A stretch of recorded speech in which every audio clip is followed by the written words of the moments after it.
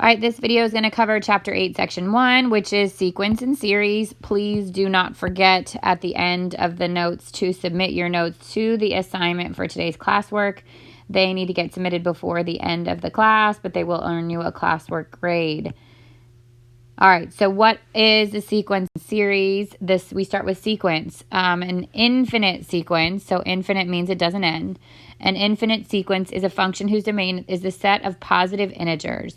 So we plug in positive integers, meaning we start with 1 and we plug in then 2, then 3, then 4. The function values a1, a2, a3, a4, all the way to an, which is the last term, are the terms of the sequence. So some just vocab here. And if the domain of a function consists of the first n positive integers only, then the sequence is a finite sequence. So a finite meaning it's going to have an end to it. So example 1 just says write the first 4 terms of the sequence and assume n begins with 1 because that's our positive integer. So we're going to find a1, we're going to find a2, we're going to find a3, and we're going to find a4. That would be the first 4 terms of the sequence, which means we literally just plug the base number in there. So 2 times 1 minus 4, or 2 minus 4, which is negative 2. 2 times 2 minus 4, 4 minus 4, which is 0. 2 times 3 minus 4, which is 6 minus 4, or 2. And 2 times 4 minus 4, 8 minus 4, which is 4. So when we list this as an answer, it would be in order that we received it, negative 2, 0, 2, and 4. That would be the solution, or the terms, the first 4 terms of this sequence. Looking at B, we're going to do the same thing. So we're still going to do A1, A2, A3, A4. This time we're just plugging into both ends. So 2 times 1 over 1 plus 1. 2 times 2 over 2 plus 1. 2 times 3 over 3 plus 1. And 2 times 4 over 4 plus 1. So I'd get 2 over 2. That simplifies to 1. 4 over 3 is going to stay as a fraction. 6 over 4 simplifies to 3 over 2. And 8 over 5 stays as a fraction. And again, we list these in the order we receive them. So 1, or the order we found them, 4/3, 3/2, and 8/5 in that order, not necessarily in the order from least to greatest or anything like that.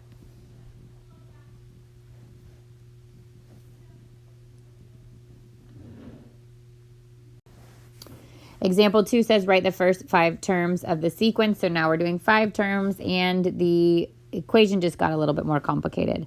So A1, A2, A3, A4, A5. A1 is negative 1 to the first and then 1 over 1 plus 1.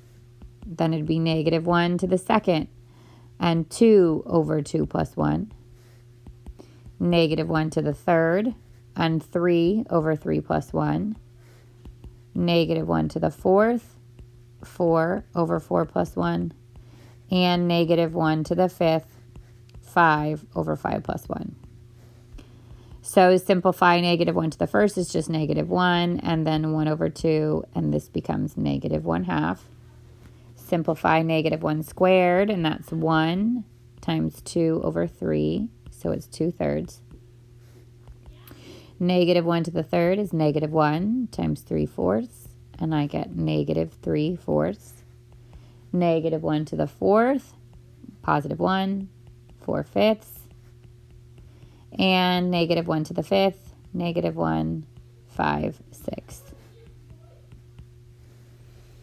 So negative 1/2, 2/3, negative 3/4, 4/5, and negative 5/6.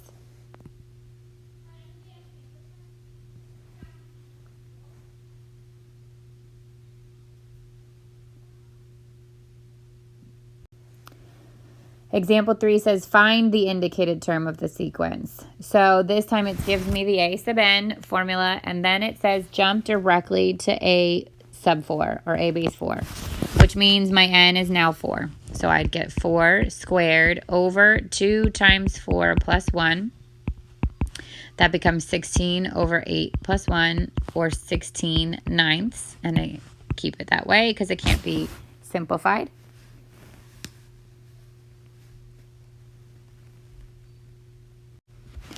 All right, example 4 says, write an expression for the apparent nth term of the sequence and assume n begins with 1. So now you're given the actual sequence and you're trying to figure out what a sub n's formula would be. So normally we look at a sequence and we would say like what gets from one to the next term. But when we're dealing with these, you want to, instead of doing one after the other, you want to figure out the n term. How does that get you to your answer? So for this first one, it's like saying if n is 1, then my answer is 0. And if n is 2, then my answer is 3. And if n is 3, then my answer is 8. If n is 4, then my answer is 15. And if n is 5, my answer is 24. So it's more about the relationship between n and the end number. You got to figure out what can be used each time to get that same answer. So we can't subtract 1. It works for like the first one. 1 minus 1 is 0. 2 minus 1 is 3. But then 3 minus 1 is not 8. So then think about how do I get, sometimes I like to look at the end, like how do I get from 5 to 24? I can't add the same number to each one because it wouldn't work. But if I multiply, let's say I multiply by 4. If I multiply by 4, I get 20 and I add 4 to it, doesn't work. So 4 times n plus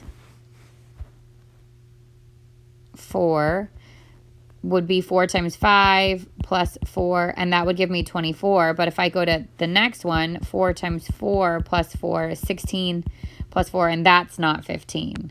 So then what other relationship can I establish with 5?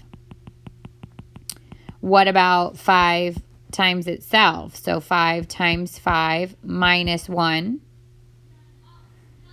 That gives me 24. Does 5 times 4 minus 1 give me 15? No. But what about 4 times itself? 4 times itself times 1 or minus 1 would be 60 minus 1 is 15. How about 3? 3 times itself would be 9 minus 1, which is 8. 2 times itself would be 4 minus 1, which is 3. And 1 times itself, 1 minus 1, which is 0. So the pattern we figured out is if we square the number, so n squared, and subtract from it 1, we get this pattern. So a sub n equals n squared minus 1. So for some people, these are the hardest because you have to figure out what the pattern is. The good news is when we get into the next section, we start to talk about arithmetic series, you're going to see that there's an actual, like a formula that we can use to find these out. All right, look at B. Okay, looking at B, this time it's kind of easy to see that there's a pattern established in here. But if it's n equals 1, then it's 2/3. If n equals 2, it's 3/4. If n equals 3, it's 4/5. If n equals 4, it's 5/6. And if n equals 5, it's 6/7. So instead of, again, going here, yes, my numerators are increasing by 1 and my denominators are increasing by 1. But I can't use the number before it. I have to establish the relationship between the n and those. So the numerator is 1 more and the denominator is 2 more. See if that pattern follows. For 2, the numerator is 1 more, the denominator is 2 more. For 3, numerator is 1 more, denominator is 2 more. For 4, 1 more and 2 more. And then for 5, 1 more and 2 more. So I can say a sub n equals n plus 1 over n plus 2. Now, sometimes there's more than one answer to these, and there might have been one that you found, which means there's more than one answer, and that's okay. Just make sure it works with every term. All right, a recursive sequence is a specific kind of sequence. It's a sequence that relies on the value of the previous term. So with recursive sequence, we would find either the first one or we'll find some sort of term in the series and then use that term to get the next term in the series. So in this case, it says A1 is 5. There's our initial term. And then it says AK plus 1 equals AK plus 10. And this terminology can be super confusing. All it means is take the 1 that comes before it and add 10 to it. So A2 would be 5 plus 10, because this is your A1. A3 would be A2 plus 10. A4 would be A3 plus 10. A5, A4 plus 10, and so on and so forth. So this would be 15. This would be 15 plus 10, which is 25. This would be 25 plus 10, which is 35. And this would be 35 plus 10, which is 45. So you have to be given one to start with, and then you can find your recursive pattern. Example 5 says, write the first 5 terms of the sequence defined recursively. And again, it gives you A1. So A2 is equal to A1 plus 3. A3 is equal to A2 plus 3. A4 is equal to A3 plus 3. And A5, which would be the 5th term in the sequence, is A4 plus 3. So this is 15 plus 3, which is 18. This is 18 plus 3, which is 21. This is 21 plus 3, which is 24. And this is 24 plus 3, which is 27. So in order from the first one they gave me, because that's A1, would be 15, 18, 21, 24, 27. Each term increased by 3.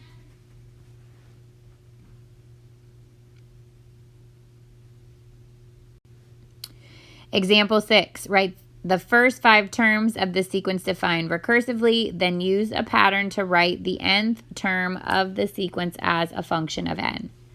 So let's start with the recursive. So A2 is going to be 1/3 of the one that comes before it. So if 81 is the one that comes before it, 1/3 times 81 is 27. A3, 1/3 of the one that comes before it, 1/3 of 27 is 9. A4, 1/3 times 9 is 3. A5 is 1/3 times 3, which is 1.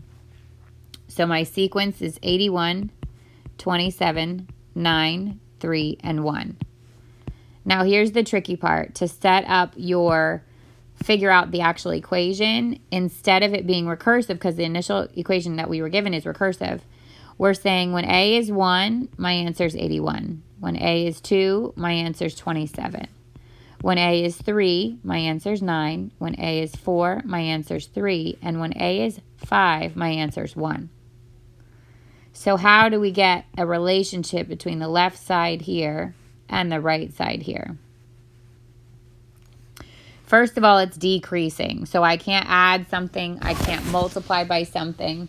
Okay, the only way to make something decrease is either to subtract, and we can't subtract the same number each time, so that doesn't work.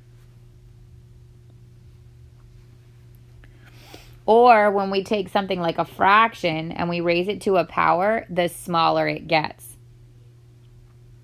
So what do the ones on the right all have in common? They're all bases, or exponents, powers, sorry. They're all powers of 3. So 3 to the 4th is 81. 3 to the 3rd is 27. 3 to the 2nd is 9. 3 to the 1st is 3. And 3 to the 0 is 1.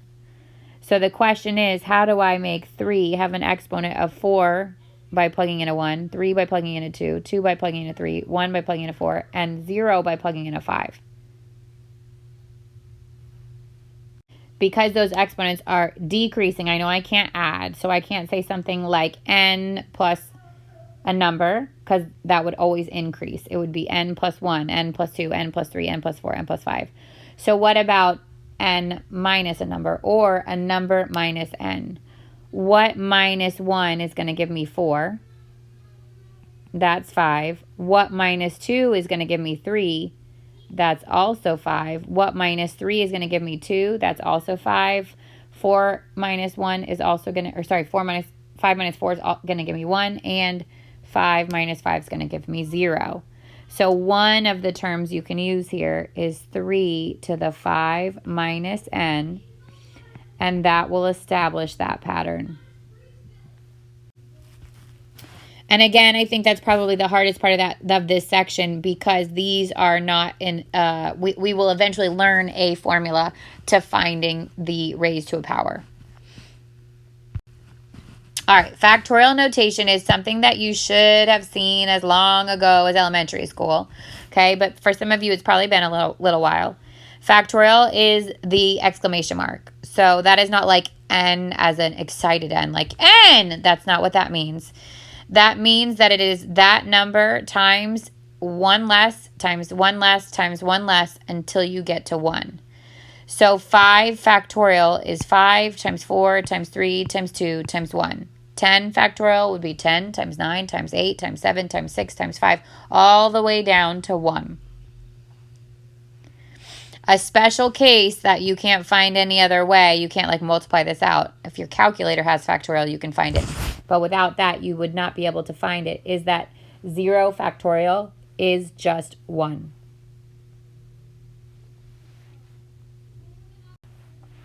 All right, so example 7 says, write the first 5 terms of the sequence. So we're back to a sequence, but this one has a factorial. So if I do A1, A2, A3, A4, and A5, this is 1 over 1 plus 1 factorial, 1 over 2 plus 1 factorial, 1 over 3 plus 1 factorial, 1 over 4 plus 1 factorial, and 1 over 5 plus 1 factorial. So this is 1 over 2 factorial, which is 1 over 2 times 1, 1/2. 1 over 3 factorial, 1 over 3 times 2 times 1, 1/6. 1 over 4 factorial, 1 over 4 times 3 times 2 times 1, which is that 6 times 4, 24. 1 over 5 factorial, which is 1 over 5 times 4 times 3 times 2 times 1. We know this is 24. So we're doing 5 times 24, 120. 1 over 6 factorial, 1 over 6 times 5 times 4 times 3 times 2. All of this was 120, so 120 times 6 is what we're looking for here. 1 over 720. And then we list them in the order we got them. 1/2, 1/6, 1/24, 1 1/20th, and 1 7/20th.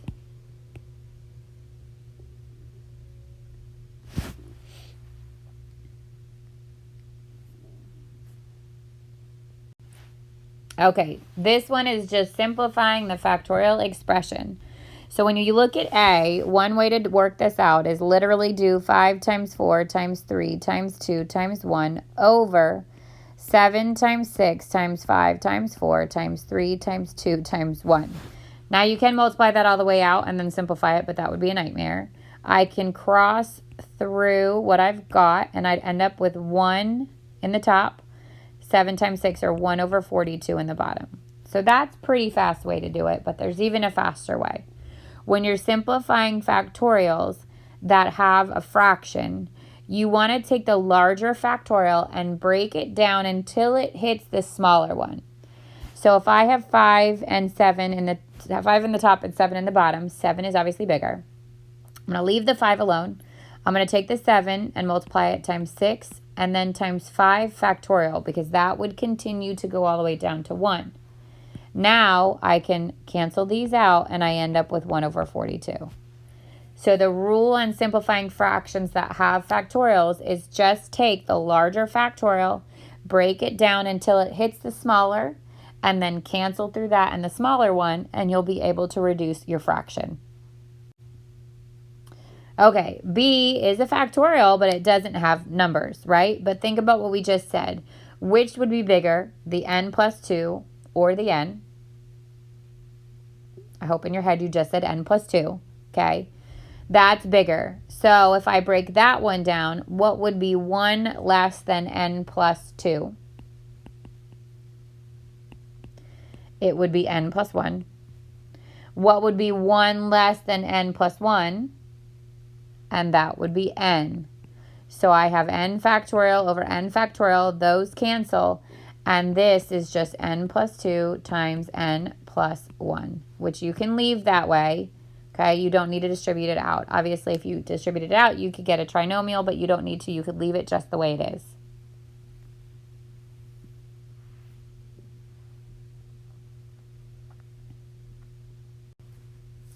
Okay, almost done. This is the last one, and this is summation notation. So summation notation is this is called sigma. Again, some college prep for you because that is going to be used in lots of Greek houses. Okay, the little fancy e is called sigma, and it represents a sum. Now what this says is take the sum of whatever expression is next to it. So this is going to be one of the expressions by plugging in, starting with the number at the bottom and stopping at the number at the top. So if it said that I want to find the sum of 2x and I is 1 and the top number is 4, that means I'm going to find 2 times 1, 2 times 2, 2 times 3, and 2 times 4, and then I'm going to add them all together at the end. So I'm getting one number. If it said the same thing, but it said I equals 2, I still start at the bottom number. So now I'm starting at the bottom number and stop at the top number and then add those together. So the number at the top is not how many terms there are in the sequence. It is if the bottom number is 1. But if the bottom number is something other than 1, the number at the top is simply where we stop. So we start at the bottom number, plug that in, and plug in order until we get to the 1 at the top. So that's what it means by upper limit and lower limit. Okay, so this one says find the sum. I'm starting at 0 and I'm going to 3. So I'm plugging it into both i's this time. Start with 0. 0 plus 1 and 0 minus 2. Then go to 1. 1 plus 1 and 1 minus 2. Then go to 2. 2 plus 1. 2 minus 2. Then go to the last one, which is 3. 3 plus 1 and 3 minus 2. This is 1 times negative 2, negative 2. 2 times negative 1, negative 2. 3 times 0, 0. And 4 times 1, 4. And then it's a sum, so we want to add these all together in the end. This is negative 4 plus 4, which actually becomes 0. So the sum of this, the summation, would result in 0. The sum can be negative, it can be positive, and obviously can be 0, like we just got. You just want to remember to add them all together in the end. Okay, so remember to submit your notes to today's lesson, to today's assignment. Has to be before the end of the class period, but feel free to do that right now. And then you'll get no need to start your homework unless you know you want to. You'll be able to work on the 8.1 homework tomorrow in class. I hope you guys have a fantastic day, and I will see you soon.